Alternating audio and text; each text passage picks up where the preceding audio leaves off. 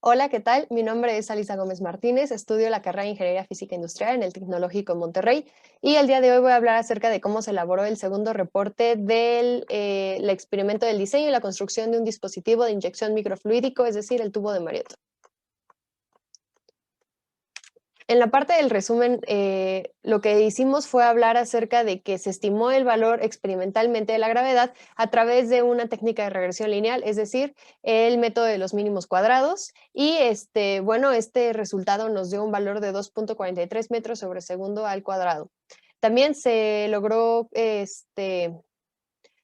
comprobar que siempre y cuando el agua esté arriba de los valores de H, es decir, del final del tubo para arriba, su flujo de vaciado será constante y la gráfica que se trazará será una recta. De lo contrario, si se toman los valores de abajo del tubito, se trazará una parábola y tendrá un flujo que no es constante. En la parte de introducción, en lo que nosotros hablamos fue que el objetivo de este experimento básicamente es determinar ¿cuáles son las variables o las cantidades físicas involucradas en un fenómeno? Es decir, que pues básicamente tenemos datos que ya nos dan las tablas y así, pero realmente no sabemos qué significan o de dónde salen. Así que este experimento sirve para lograr entender cómo se pueden determinar ciertas variables, en este caso la gravedad. Y bueno, también es importante mencionar que obviamente no vamos a tener un resultado 100% correcto, como es el del 9.81 metros sobre segundo al cuadrado, ya que existen bastantes errores, de los cuales hablaremos a lo largo de esta explicación. Como marco teórico, mencionamos que todo lo que es gasto o razón de flujo volumétrico, flujo presión, energía cinética, la ecuación de continuidad, principio Bernoulli o el principio Torricelli ya se mencionaron en el experimento 1, pero en esta vamos a hablar acerca de la gravedad, los mínimos cuadrados, cómo se vería una gráfica de los mínimos cuadrados, que es cuando pues, tienes bastantes puntos, pero realmente hay una línea que es la que se esperaría que tuviéramos, ¿no? ¿Cuáles son sus ecuaciones? De los microfluidos, el comportamiento de estos microfluidos a escala microscópica, cuáles son las características que estos involucran, los microfluidos en un flujo continuo y cuáles son las aplicaciones que se utilizan a este tipo de dispositivos. En la parte del diseño experimental, como equipo, tenemos la misma botella de Mariott que se armó y se utilizó en el experimento 1. Para tomar el tiempo usamos un cronómetro, el del teléfono, y para medir utilizamos una regla graduada en milímetros. Y se utilizaron los 3 litros de agua para el llenado y el vaciado del tanque.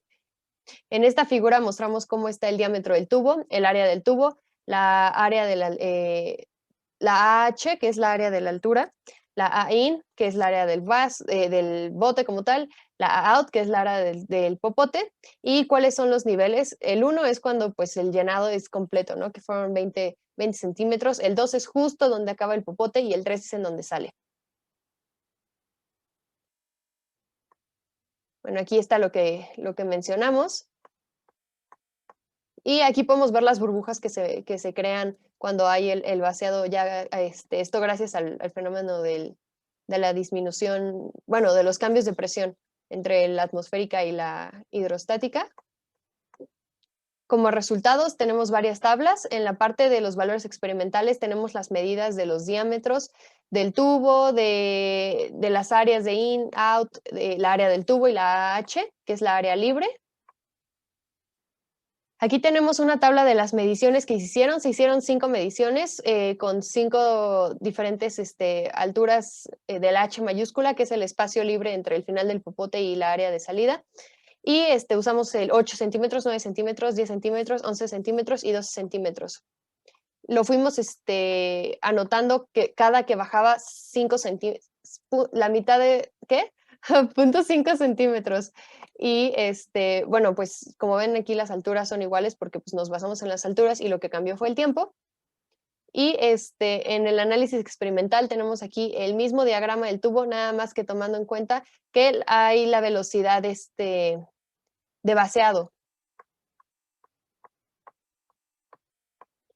Con el graficador Beus logramos hacer estas gráficas con cada una de las H's. Este es de 8, cuando estaba en 8 centímetros y cómo fue bajando y con su línea de los mínimos cuadrados en la H9, la H10, la H11 y la H12. También tenemos una tabla acerca de las H's, su velocidad de vaciado y la misma al cuadrado. Estas se obtuvieron con los mínimos cuadrados y también pues hicimos su gráfica, igual los valores y la recta que se esperaría.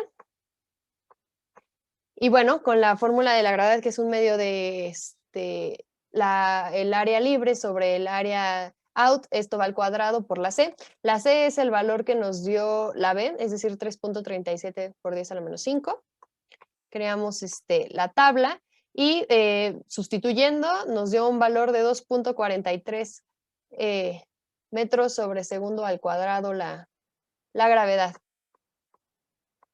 Como discusión hablamos acerca de, pues bueno, que realmente se puede pensar que 2.43 es un valor muy alejado de 9.81, pero pues realmente no es así porque al menos está en el mismo orden pues sí, de magnitud.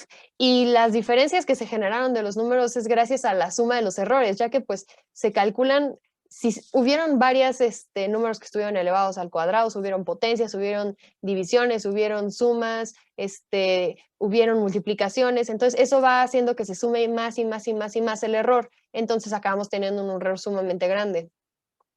Y en las conclusiones, pues se comprobó que el tubo de Mariotte sirve para ver el tipo de fluido y que el nivel del agua siempre que esté arriba del final del popote va a ser de un flujo constante y como lo mencioné va a trazar una línea recta y de lo contrario va a trazar una parábola y pues estos valores realmente no son muy útiles, así que no los utilizamos en el cálculo de las velocidades y pues bueno, podemos plantear o sugerir que si se va a volver a realizar este experimento se haga bajo, pues sí, o sea, que los materiales que se utilicen sean realmente perfectamente graduados, se utilicen muchísimas mediciones y muchísimas repeticiones del experimento para eliminar los errores que se puedan hacer.